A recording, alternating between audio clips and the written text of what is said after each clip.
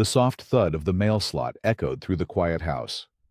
A metallic clap, followed by the whisper of paper sliding across the hardwood floor of the entryway. It was an otherwise unremarkable Tuesday afternoon, the kind filled with the low hum of the refrigerator and the distant sigh of traffic.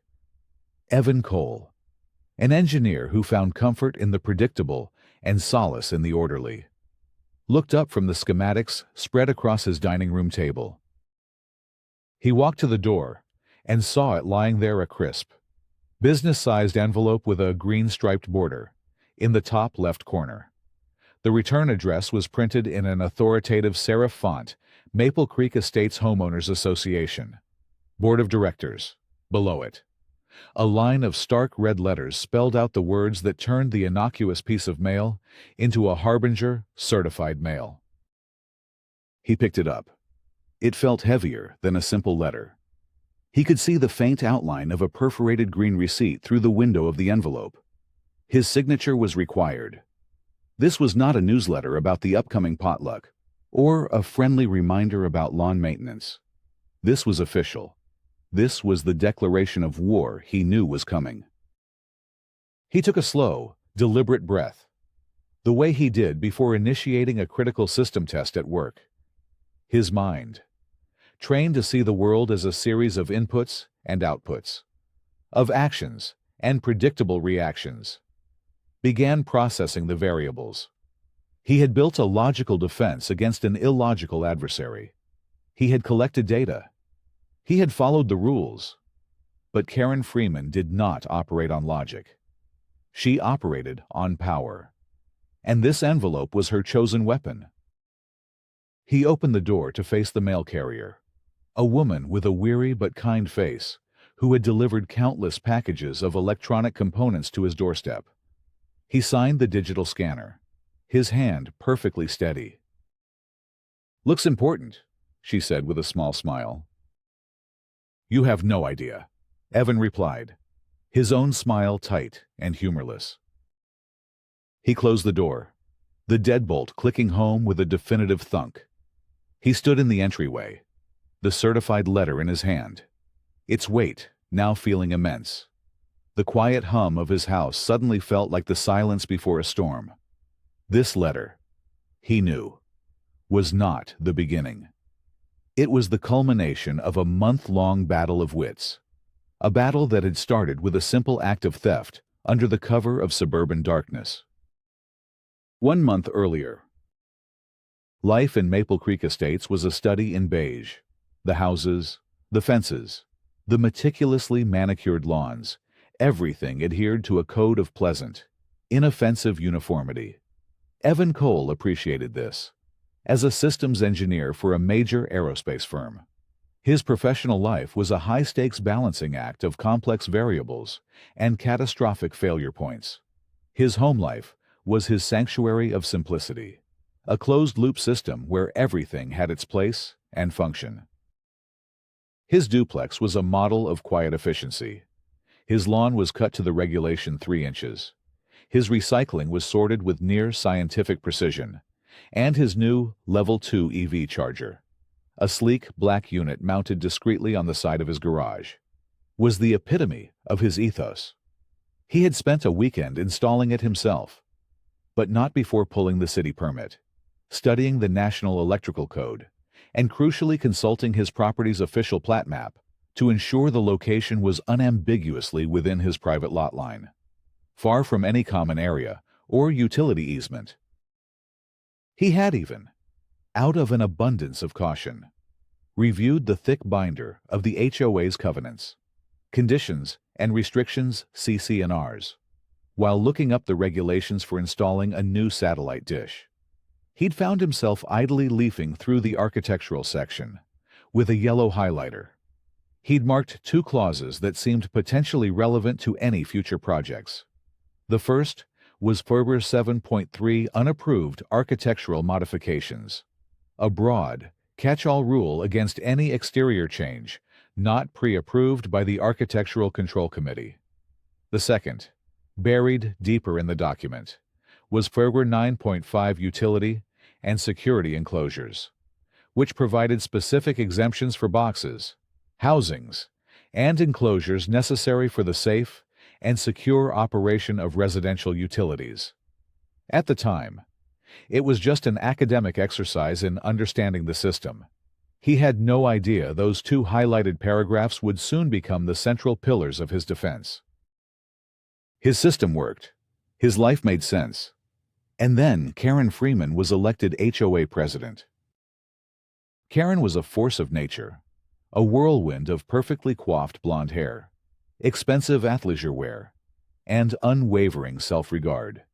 She drove a new, top-of-the-line white Tesla, a conspicuous upgrade from Evan's more practical, older model. Her entire platform for the upcoming re-election, her current term, was a temporary appointment. Following the previous president's sudden relocation, was built around the theme of a greener Maple Creek. She spoke of sustainability, of property values, of the community's image as a forward-thinking enclave. To Evan, it was all just noise. The low-frequency hum of neighborhood politics he was happy to ignore. Until that noise started costing him money. The first transgression occurred on a Tuesday, just after midnight. Evan was asleep, but his phone, his ever-vigilant digital sentinel, was not. It buzzed on his nightstand, a notification lighting up the dark room. EV charging app, charging interrupted. A stillness came over him, the kind that precedes a critical system failure. Power outages were rare in their neighborhood. He swung his legs out of bed, the wooden floor cool beneath his feet, and peered through the blinds of his bedroom window. The streetlights cast a pale, sodium vapor glow on the cul-de-sac. There were no flashing clocks on the neighbors' houses. No outage. His gaze dropped to his driveway. His own black charging cable lay coiled on the asphalt like a dead snake. And there, parked silently beside his car, was Karen's gleaming white Tesla. A thick black cable, his cable snaked from its charging port directly to the outlet on the side of his garage. His outlet, his charger, his electricity. For a full 10 seconds, his brain refused to parse the data. The sheer, unmitigated audacity of it was an anomaly. A variable so far outside the bounds of normal human behavior that it broke his predictive models. This wasn't a mistake. An emergency would have involved a knock on the door, a frantic explanation. This was a calculated act of theft, committed with a quiet sense of entitlement by the very woman who wrote the monthly newsletters on neighborhood etiquette. His wife, Sarah, stirred beside him. "What is it?" she murmured, her voice thick with sleep. "Our neighbor," Evan said, his own voice unnaturally calm, "is stealing from us." He pulled on a pair of jeans and a hoodie, his movements precise and unhurried. He walked downstairs and out the front door into the cool, still air. The only sound was the faint electronic hum of his charger feeding her car. He didn't approach her house. He walked directly to her driver's side window and tapped firmly on the glass. Karen jumped, a flicker of genuine panic in her eyes before a serene mask of unearned authority slammed back into place. She powered the window down a few inches, releasing a faint scent of lavender and condescension. "Evan," she said, her voice smooth as polished marble, "is something wrong?" He didn't speak. He simply pointed from her car to the cable, then to the charger on his wall. He let the silence hang in the air, a silent accusation more powerful than any shout. She offered a small, dismissive smile. "Oh, that? Mine's on the fritz. I have a big regional meeting in the morning, and I was on empty. I figured you wouldn't even notice." The assumption. That was the part that bypassed his logical filters and registered as a direct insult. The assumption that his property was merely an extension of her needs. His resources, a public utility for her convenience. He was a reasonable man. A knock on the door, a polite request, he would have almost certainly said yes. But this was a violation of the foundational principles of his world. "I did notice," he said, his voice flat and devoid of emotion. "And I'm going to have to ask you to unplug it. Now."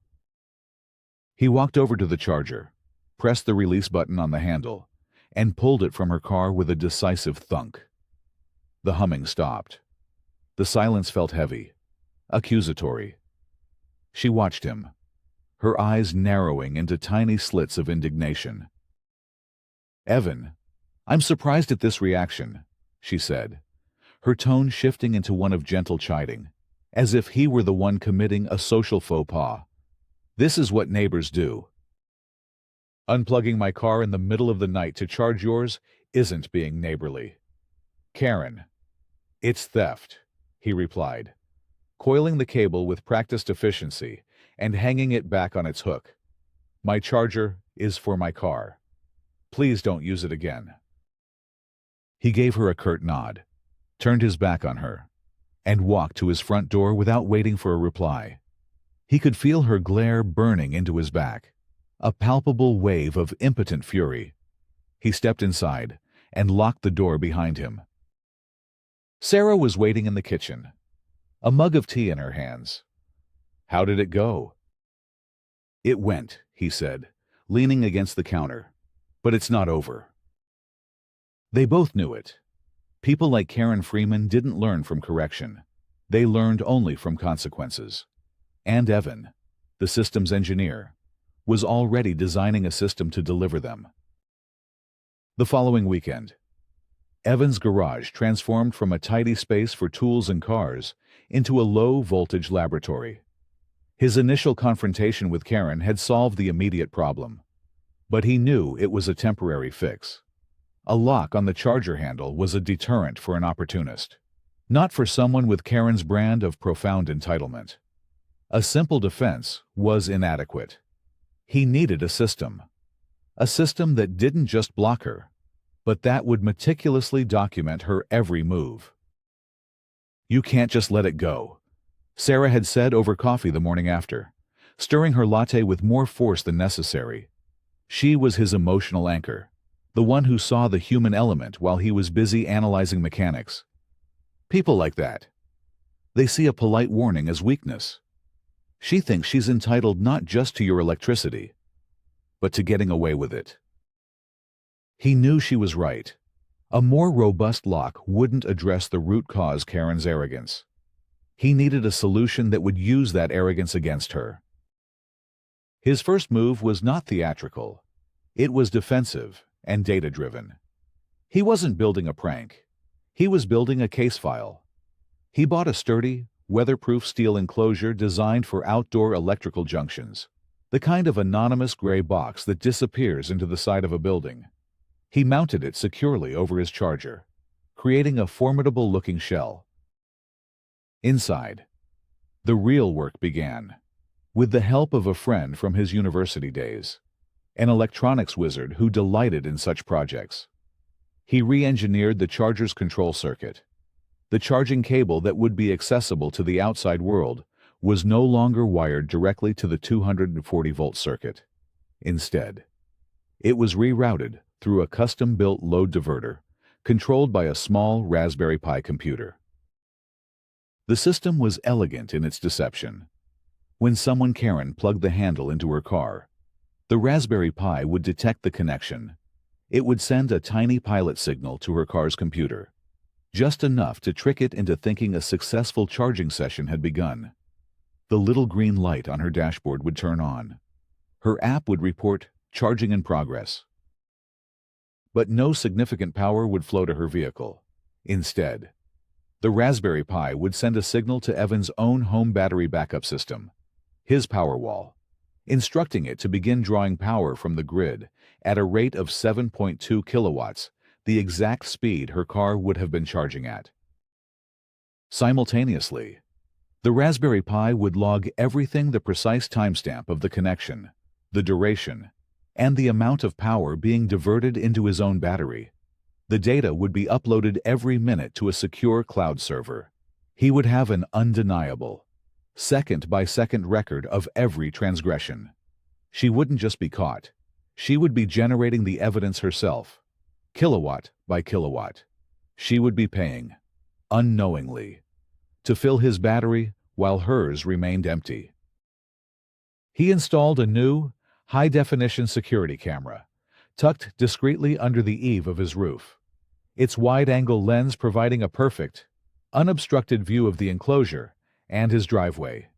He posted a small, professionally printed sign on the steel box: "Private property, 24/7 surveillance in use, unauthorized use, prohibited." He was giving her every chance to walk away. The formidable box, the clear warning, the visible camera. But he was betting on her hubris. He was betting she would see it all, not as a deterrent, but as a challenge. The trap was set. The bait was out. The camera was rolling. Now, all he had to do was wait. For 2 weeks, nothing happened. A tense, quiet truce settled over the cul-de-sac. Karen would glide by in her white Tesla, her expression a careful blank. Evan began to wonder if he had miscalculated, if the simple shame of being caught once had been enough. Then, on a Wednesday night, just after 1:00 a.m., his phone buzzed, a motion alert. His heart began a steady, heavy beat. He slipped out of bed, grabbed his laptop, and sat at the dark kitchen table. The screen's glow illuminated his face as he opened the security app and pulled up the live feed. And there she was. Karen stepped out of her car as silently as a wraith. She was dressed in dark yoga pants and a hoodie, the uniform of a suburban ninja. She moved with a furtive purpose, her eyes scanning the quiet street before focusing on the steel box on his wall. She approached it, pulled a small flashlight from her pocket, and shined it directly on the warning sign, her lips moving as she read the words. Evan held his breath. This was the moment of truth. For a long second, she stood perfectly still. Then, a slow, smug grin spread across her face. It was the smile of someone who believes rules are for other people. She reached into her handbag and pulled out a thin piece of metal. A latch tool. She thought his security was a simple padlock she could bypass in seconds.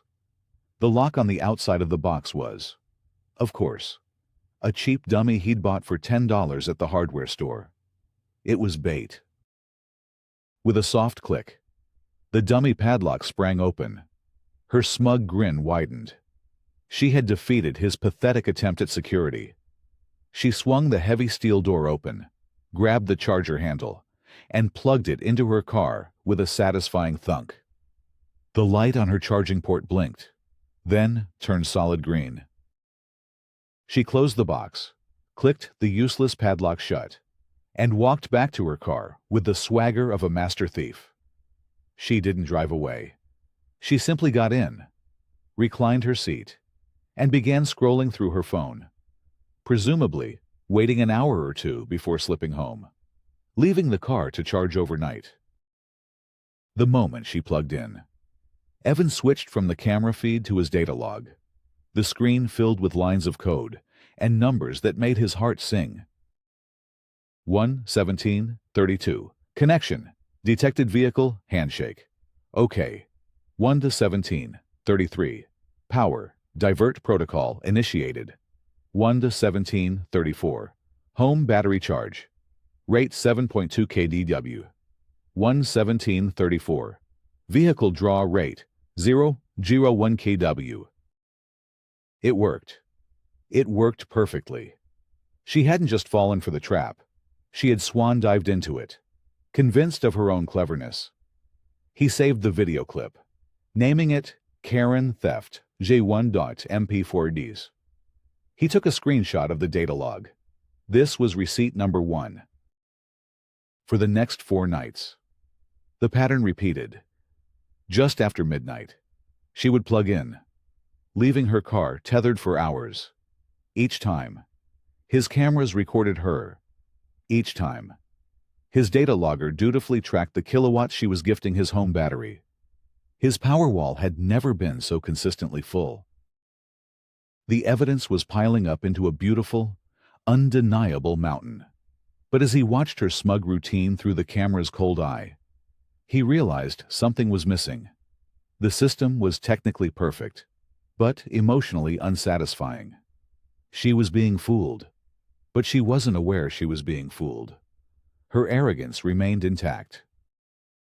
He knew then that data alone wouldn't be enough. Karen, having realized her car wasn't charging despite her nightly efforts, wouldn't just give up. She would escalate, and he had to be ready. He wouldn't stoop to her level. He would stay within the lines, using the very system she controlled against her. The battle was moving from his driveway to the bureaucracy of the HOA, and he was prepared. The first shot was fired via email. It arrived on a Monday morning with the subject line, "Friendly Reminder Architectural Standards." It was a courtesy notice. The first step in the HOA's enforcement ladder. Dear Mr. Cole, this is a courtesy notice regarding a potential violation of the Maple Creek Estates CC&Rs. It has come to the attention of the board that a new, unapproved metal enclosure has been installed on the exterior of your property at 1420 Cul-de-sac Drive, as per Paragraph 7.3 of our governing documents. All exterior architectural modifications require prior approval from the Architectural Control Committee. Please submit an application for this modification or remove the enclosure within 14 days to avoid further action. Sincerely, Karen Freeman, President, Maple Creek Estates, HOA. The email was a masterclass in passive aggression. It was polite, procedural, and completely disingenuous. She was twisting the architectural rules to punish him for a private dispute she had initiated. The enclosure wasn't an architectural modification, it was a security device. Evan spent an hour composing his reply, his fingers moving across the keyboard with the precision of a surgeon. Dear Ms. Freeman, thank you for your email. The enclosure in question is not an architectural modification, as defined under FREER 7.3. It is a utility and security enclosure, installed to protect private electrical equipment on my deeded property.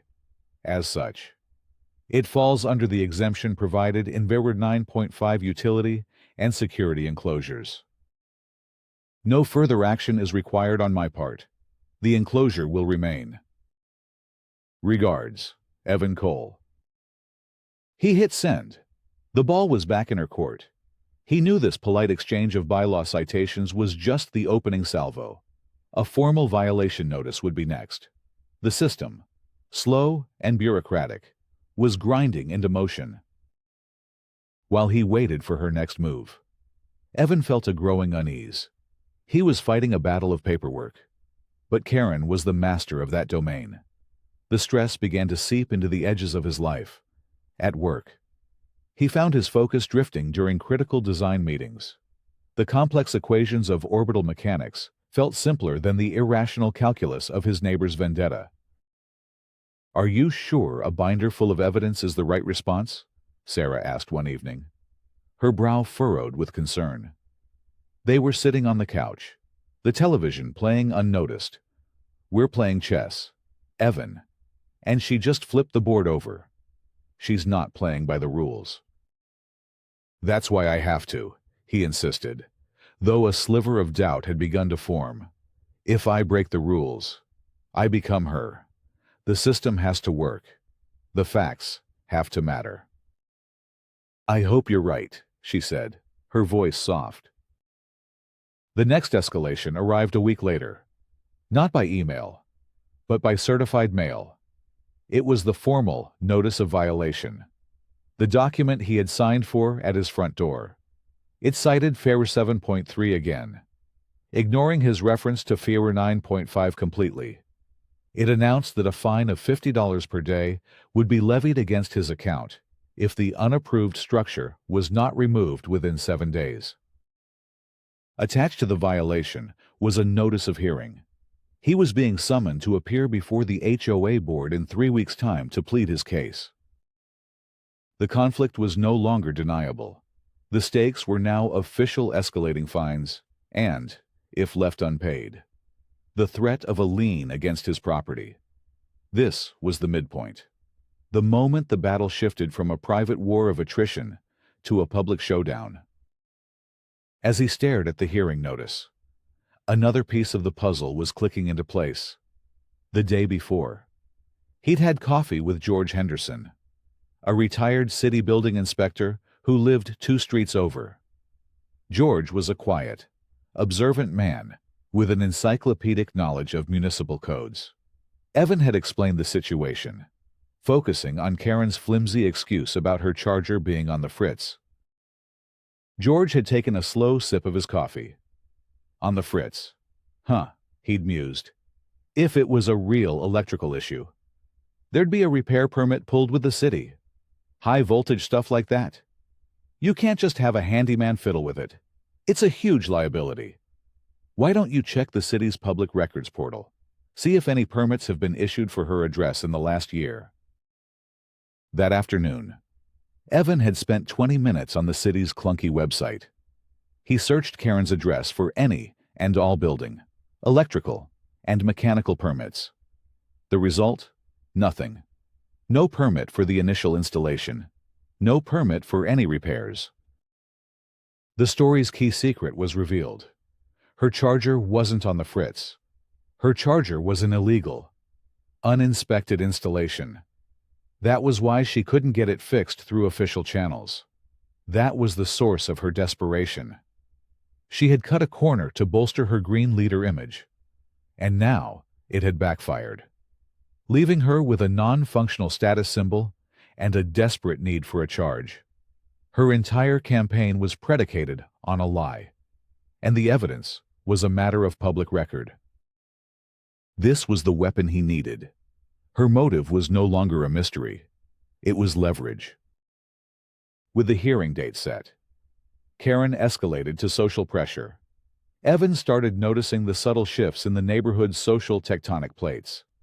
Neighbors who used to wave would now offer only a curt nod. Conversations would stop when he walked past the community pool.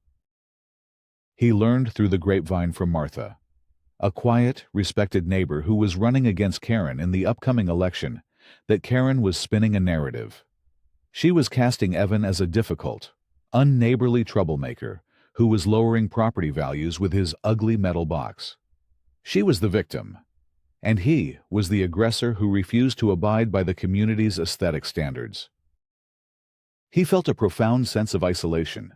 He had data, facts, and the law on his side. But Karen had the power of gossip and innuendo. One afternoon, Martha stopped by while he was watering his front lawn. "I heard about the hearing," she said, her voice gentle but firm. "Don't let her draw you into a mudslinging contest. That's her territory. You'll lose." "So what do I do?" Evan asked, feeling the weight of the impending confrontation. "Present the facts, not the drama," Martha advised. "Don't attack her character. Attack the inconsistencies in her application of the rules. The community will see the truth if you trust them with it. Stick to the process."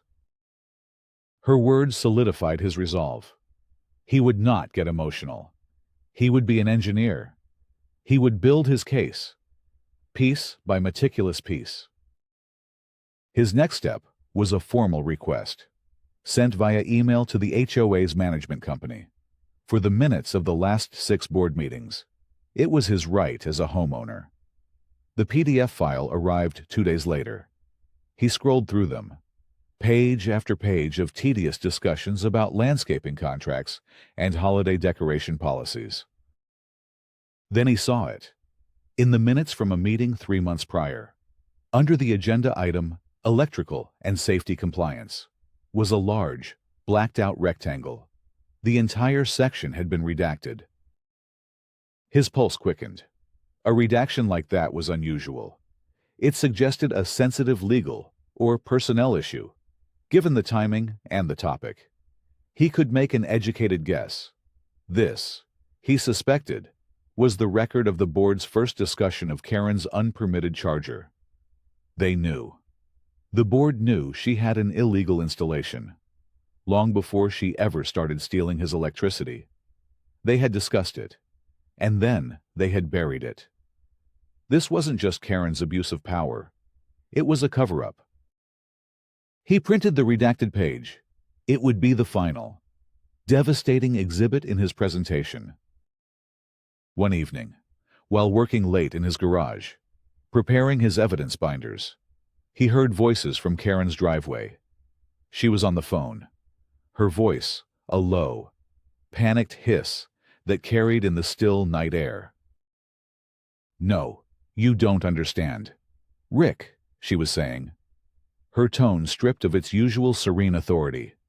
"If I don't get re-elected, the new board will authorize a full audit. They'll see the payment to Crestline Landscaping for the new park benches. They'll ask for the invoice. They'll see the down payment was diverted. You have to talk to him. If this goes public, we are both in serious trouble." Evan froze. It was a kickback. She had secretly used HOA funds, disguised as a payment to a contractor for a community improvement, for her own purposes. Her desperation wasn't just about ego or the embarrassment of an illegal charger. It was about preventing a financial crime from being discovered. She needed to be re-elected to stop the next board from ordering an audit that would expose her. The unpermitted charger was a symptom of a much deeper corruption, a cost-cutting measure by someone already playing fast and loose with the rules. He slowly backed away from the door, his mind reeling. The stakes were higher than he ever could have imagined. This wasn't just about an ugly metal box anymore. It was about uncovering a fundamental rottenness at the heart of their quiet, beige community. And the hearing, in 2 weeks, would be the stage for its revelation. The night of the HOA board hearing arrived cloaked in the oppressive humidity of a late summer evening. The community clubhouse, a drab, multi-purpose room that smelled faintly of stale coffee and institutional cleaner, was arranged in a quasi-judicial layout. A long folding table at the front served as the board's bench, where 4 of the 5 members sat with grim expressions. The 5th seat, at the center, was occupied by Karen Freeman, who radiated an aura of forced calm. About 30 homeowners were scattered in the plastic chairs that served as the gallery. Evan sat in the front row with Sarah, a heavy, leather-bound binder resting on his lap. He had made 5 identical binders, 1 for each board member. On the wall behind the board, a large digital clock projected onto a screen displayed the time. Next to it, a smaller timer was set to a stark, red 0500. Each resident on the agenda was allotted precisely 5 minutes to speak. It was a rule Karen had implemented herself to streamline meetings, and tonight, he would use her own efficiency against her. Evan was the 3rd item on the agenda, listed as Appeal of Violation, FI 2023-07 Col. 1420, Cul-de-sac, Dr. He watched as the first 2 residents went, a man complaining about a neighbor's dog, and a woman asking for clarification on the acceptable shades of taupe for front doors. The board listened with weary patience. Karen presided over it all with a detached air, the benevolent monarch dispensing procedural wisdom. Then, the secretary called his name. "Next, we have Evan Cole to appeal Violation V 2023-07. Evan stood, his movements deliberate. He walked to the front of the room, not to the flimsy lectern provided for residents, but directly to the board's table. "Good evening," he said, his voice steady and clear, carrying easily through the quiet room. "In the interest of clarity and efficiency, I have prepared a summary of my position for each of you." He placed a binder in front of each board member, including Karen. He saw a flicker of surprise, then annoyance, on her face. A projector could be dismissed as theatrics. A binder was paperwork. It was evidence. It was serious. He stepped back to the lectern and nodded to the secretary. "You may start the clock." The red numbers began their silent descent. Row 4, 59, row 4, 58. Members of the board, I am here to appeal a notice of violation I received regarding an enclosure I installed on my property. The notice, issued by President Freeman, cites a violation of CC&R Section 7.3, unapproved architectural modifications. My appeal is based on 5 key points. He held up one finger. Point 1. Jurisdiction. The violation notice concerns a structure on my private, deeded property. If you would please turn to tab A in your binders, you will find a certified copy of my official plat map from the county registrar. As you can see, the location of the enclosure is well within my property line and is not on any common area or shared easement. This is a private matter, not a community one. He saw the board members flipping the pages, their expressions growing more focused. Point 2. The governing documents themselves. The violation cites Section 7.3. However, it selectively ignores Section 9.5, which I have provided for you under Tab B. Section 9.5 provides a clear exemption for utility and security enclosures. The structure is, by definition, a security enclosure for a utility hookup. The notice represents a fundamental misapplication of our own CC&Rs. 0345. Point 3. Motive. This leads to the question of why this rule is being misapplied in a retaliatory fashion. The answer is that this violation is not about an enclosure. It is punishment for my refusal to allow President Freeman to continue stealing electricity from my home to charge her electric vehicle. A collective gasp went through the gallery. Karen shot to her feet. Objection. This is slander. He has no proof. Evan remained calm, his eyes locked on the other 4 board members. On the contrary, in Tab C, you will find time-stamped logs and photographic evidence documenting multiple instances of trespass and attempted theft of services by Ms. Freeman, occurring between the hours of midnight and 5 a.m. over the course of several nights. The board members stared down at the glossy, high-resolution photos of Karen in her dark hoodie, fiddling with the dummy lock. Her face was ashen. 0230. Point 4. The source of the motive. One might ask why our president, a vocal proponent of green energy, would need to steal electricity. The answer can be found in the public record. In Tab D, you will find a screenshot from the city's permit database, showing that no electrical permit was ever issued for the EV charger installation at Ms. Freeman's address. It is an illegal, uninspected installation, which is why it was recently red-tagged by a city inspector. She resorted to theft because her own cost-cutting measures left her with no other option. The silence in the room was now absolute. The only sound was the faint hum of the air conditioning. Year 115. Point 5. The board's prior knowledge. Evan's voice dropped slightly, becoming graver. This is the most troubling point. I believe the board was already aware of this issue. At Tab E, you will find a copy of the minutes from the board meeting, held on May 12th of this year, which I obtained through a formal records request. You will note that under the agenda item, Electrical and Safety Compliance, the entire section has been redacted. I can only speculate as to the contents of that blacked-out paragraph. But one might infer that this was when the board was first made aware of the president's non-compliant installation, and, instead of taking action, chose to conceal it. He looked directly at the other 4 members. Their faces were pale. They knew he was right. They were complicit in the cover-up. The timer on the wall showed 0020.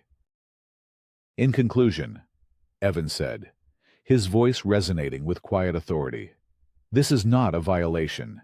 It is a baseless accusation, born of retaliation, rooted in deception, and enabled by this board's inaction. I ask that you not only dismiss this violation, but also consider the profound abuse of authority it represents. My time is up. The timer buzzed, a shrill, final sound. Evan walked back to his seat. The room was stunned into silence. Then, a board member to Karen's right, a loyalist named Bob, cleared his throat. He saw his leader cornered and tried to create a diversion. "Well, Mr. Chairman," Bob said, his voice slick with false piety, "this is all very dramatic. But if we're going to enforce the rules so strictly, we must apply them to everyone. For instance, George Henderson's mailbox." He pointed to the retired inspector sitting in the back. "Is painted a shade of green that was discontinued from the approved color palette in 2019. We must also address that." A faint smirk touched Karen's lips. It was a classic tactic, muddy the waters. Create chaos. Suggest that if she was guilty, then everyone was guilty of something. The chairman, looking flustered, turned to Evan. "Mr. Cole, do you have a response to that?" This was the moral test. He could easily join in, point out other minor infractions, and turn the meeting into a free-for-all that would let Karen slip away. Instead, he stood slowly. "Mr. Chairman," he said, his voice calm and principled, "my presentation was not about the strictness of the rules. It was about the selective and retaliatory application of the rules. The correct response to Mr. Henderson's mailbox is not to punish him tonight to create a distraction. The correct response is to follow the proper procedure, issue a courtesy notice, allow him time to comply, and treat him with the respect our governing documents demand. The solution is not to punish everyone. It is to apply the rules fairly and consistently to all. Starting now." That was it. That was the moment he won the room. It was no longer about a personal feud. It was about principle. The homeowners in the gallery began to murmur their approval, a low tide of support turning into a wave. The chairman looked at Karen, then at the binders, then at the faces of his neighbors. The choice was clear. "A motion is on the floor to vote on the appeal of violation, FI 2023-07, he said, his voice heavy with resignation. The fight was over. The verdict was coming. The aftermath of Evan's presentation was swift and decisive. The chairman called for the vote. All in favor of upholding the violation against Mr. Cole. No hands went up. Karen sat frozen, her hands clenched in her lap. All in favor of dismissing the violation. 4 hands went up immediately. Sarah, sitting next to Evan, squeezed his hand tightly. The motion to dismiss violation, V 2023-07, against Mr. Cole is carried. 4-0, the chairman announced, his voice ringing with a newfound finality. He then looked down the table at Karen. A second motion has been raised by a board member to formally censure President Freeman for abuse of authority and selective enforcement of the CC&Rs. The vote was just as swift. The motion to censure President Freeman is carried, 4-0. It was a complete and total repudiation. Her authority was gone. Her reputation shattered in a 5-minute, evidence-based implosion. The election, which was the next item on the agenda, was now a mere formality. The glossy flyers she had mailed out, featuring her smiling face next to slogans about integrity and a green future, were now artifacts of a spectacular public self-destruction. Martha, her quiet, dignified opponent, won in a landslide. The rest of the meeting was a blur of procedural cleanup. The board, under Martha's new, immediate leadership, formally demanded that Karen decommission her illegal charger within 48 hours. Pending a full, permitted, and inspected installation, her re-election campaign, the shield she had desperately needed to prevent an audit, was dead. Her financial misdeeds were now all but certain to be uncovered. As the meeting adjourned, Evan was approached by a steady stream of his neighbors. They shook his hand, clapped him on the back, and thanked him. George Henderson gave him a knowing wink. "That," the old inspector said with a grin, "is how you use the code to your advantage. Well done, son." In the days that followed, the neighborhood began to heal. Martha's leadership was a breath of fresh air. The HOA newsletters became less about threats and more about community events. The first official act of the new board was to ask Evan if he would be willing to chair a small committee to draft a new, clear, and fair policy on the installation and use of electric vehicle chargers. He accepted. A week later, a check for $28.74 arrived in his mailbox from Karen. It was for restitution, calculated from the logs of the first night she had successfully stolen power before he installed his decoy system. There was no note of apology, just the check, signed with a cramped, angry signature. The money itself was insignificant, but the paper it was printed on was a trophy of final, undeniable admission of guilt. Evan and Sarah decided what to do with the money. It felt tainted. So, he took the check, added a few $100s of his own, and created a small community grant. He presented it to the new board as the Maple Creek Home Safety and Security Grant, a fund that any resident could apply to for financial assistance with exterior improvements like better lighting, security cameras, or, as he specified, with a private smile utility enclosures. His first act of policy was to turn the proceeds of a crime into a tool for community benefit. Months passed. The seasons changed. Life in the cul-de-sac returned to its quiet, beige rhythm. But it was a healthier quiet, a peace born of fairness, not fear. The steel box remained on the side of Evan's garage, a silent monument to a battle won, not with aggression, but with meticulous preparation. One crisp autumn evening, Evan was driving home from work when he saw a familiar white Tesla parked in the community clubhouse lot. The new board, following the policy Evan's committee had drafted, had used HOA funds to install 2 public Level 2 chargers for resident use. They were properly permitted, professionally installed, and available to everyone. And there, standing beside her car, was Karen Freeman. She was plugging the public charger into her Tesla. She looked smaller, somehow, stripped of her title and her unearned authority. She was just another resident, quietly following the rules. She looked up and saw him. Their eyes met across the parking lot. There was no anger in her gaze, only a weary resignation. He gave her a slight, almost imperceptible nod, not of forgiveness, but of acknowledgement.